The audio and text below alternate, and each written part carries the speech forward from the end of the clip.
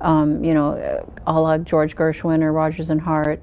I mean, This isn't an article, a rumor, or a censored memoir. This is Linda Ronstadt for the first time directly naming the people who hurt her most in her career. 5 names. 5 stories she once thought she would take to the grave. No one pressured her or staged it. She simply chose to speak now because when the singing voice fades, some voices find other ways to be heard. What she reveals changes how we see relationships, collaborations, and rock history. Everyone knows the Eagles once backed Linda Ronstadt before becoming rock legends, but fewer know that she opened the door for them, not because she lacked talent, but because she saw promise. Glenn Frey, in particular, was someone she respected until their success rewrote history and erased her from their narrative. In a 1977 interview, Frey dismissed their early days with her, saying, "We're on our own now." Linda didn't respond then, but the silence between them became permanent. A planned reunion at the Hollywood Bowl fell apart when Frey's team insisted the Eagles close the show, rewriting their origin story. Linda refused. Frey canceled. His final message, "I don't think the audience will be expecting you anymore." Linda wasn't asking for credit, but she wasn't willing to be erased either. Years later, she quietly told a journalist, "Some people are comfortable living with a story they've written. I am not." Glenn Frey's legacy wasn't what Linda resented. It was what he represented, the rewriting of truth for the comfort of fame.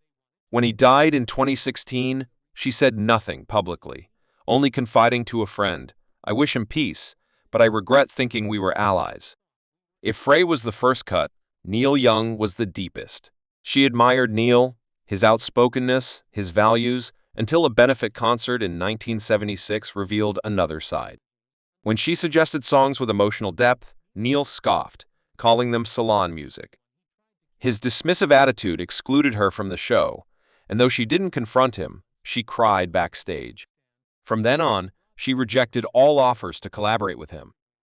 In a later interview, Neil said, "Some women have good voices, but not the guts to touch what really hurts." Linda knew he meant her.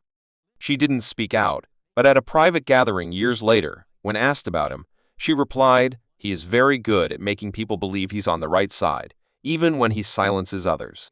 For Linda, Neil came to represent the male artist who assumed his cause was superior, who pushed women to the sidelines unless they conformed. Even his later apology, sent through a friend, was ignored, not out of bitterness, but because Linda no longer believed in apologies that didn't come from the heart. The pain wasn't rejection. It was the betrayal of someone she thought shared her struggle. Asked years later if she'd do anything differently, she said, "I wouldn't have had to defend myself. Time would have done it for me." Then there was Mick Jagger, a different kind of pain, the never-ending joke. She never chased fame or flirted for attention. At a star-studded charity event in the 80s, she agreed to participate only to find her image used without consent, labeled merely as guest vocalist. She said nothing but declined all collaborations with the Stones for years. Then in 1987, Jagger on a late-night talk show was asked about her. He smirked. "She looks better when she's not singing." The crowd laughed. Linda did not. In her diary, she wrote, "They say women should laugh when men joke, but if it isn't funny, I choose silence as protest." She wasn't surprised. It was the ease of the mockery, the reflexive acceptance of power that mocked without consequence. Later, when invited to sing on a Jagger record on the condition she changed her image, she refused flatly. "I don't have to be sexy to sing, and if that's the requirement, I don't want to sing at all." She respected his talent, but saw him as someone who used others' images to amplify his own. No apology came, nor did she expect one. Linda Ronstadt once believed that women would be the space where empathy, understanding, and fairness resided. She thought that people on the margins of power would naturally know how to hold each other together. But life taught her that not all wounds come from brutality or contempt. Some come from people you once admired and trusted, which makes the cut even deeper. For Linda, one of those wounds came from Joni Mitchell.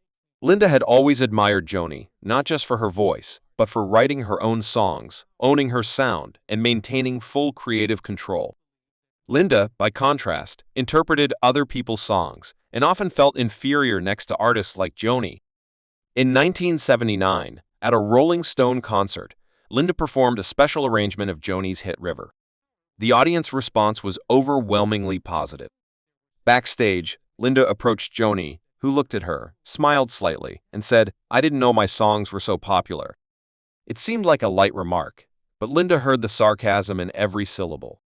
She said nothing and quietly sat alone in her dressing room.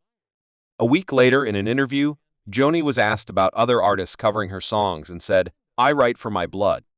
No one can convey that unless they have lived it." Linda read the article, folded the magazine, and never mentioned Joni publicly again. Later, when producers suggested Joni's songs for an album, Linda declined, not out of dislike, but because she no longer wanted to be associated with someone who made her feel less real. From then on, when Joni's name came up, Linda neither criticized nor praised, just a cool neutrality. When asked if she'd work with Joni again, Linda simply said, "I admire talent, but I work with people who have both talent and kindness. For me, one is not enough." Joni wasn't an enemy. She was someone who had made Linda doubt her own worth in a way even the harshest men hadn't. But that experience helped Linda own her identity as an interpreter. Someone who might not write songs, but who made them mean something different, something sincere. Among her few close friendships in the music industry, Linda's bond with Dolly Parton had always stood out. Alongside Emmylou Harris, they weren't just collaborators on the trio albums. They were like sisters. The first trio album in 1987 was a massive success. But behind the scenes of Trio 2, released over a decade later, tensions quietly built. Dolly, for personal and scheduling reasons, asked to have some of her vocals removed. Linda and the producers agreed, and the album moved forward with just Linda and Emmylou on a few tracks. But when the album came out, Dolly was surprised and unhappy with how things were handled. There was no dramatic fallout, just silence. What hurt Linda wasn't Dolly's withdrawal, but the fact that neither of them ever sat down to talk. They once trusted each other enough to sing unrehearsed and harmonize with barely a word, but that bond dissolved without confrontation, replaced by distance. In a private moment with Emmylou in 2005, Linda said, "I'm not angry at Dolly for choosing to withdraw. I'm upset that she didn't ask me before believing I was pushing her out." It wasn't blame, it was regret, because sometimes silence can build a wall higher than any argument. When the three were honored together years later, they hugged, smiled, and spoke politely for the cameras. But Linda knew the connection had faded. She never called Dolly a bad person. In fact, she admired her intelligence and artistry, but she acknowledged that both had chosen silence when it mattered most. If there's one person Linda regrets losing, it's Dolly Parton. In a private note, she once wrote, "There are people who are not worth keeping. But there are also people who are worth keeping. It's just a pity that we don't have time to keep them properly. Some wounds aren't born of betrayal. They're slow, quiet cuts that come from real trust that once lived." Linda Ronstadt doesn't tell these stories to hurt anyone. She doesn't expect apologies, nor does she need defenders. But in a world where female artists are often asked to keep quiet to maintain their image, speaking up even years later matters. If Linda's story makes you rethink what lies behind the spotlight or hear her voice in a different way, leave a comment.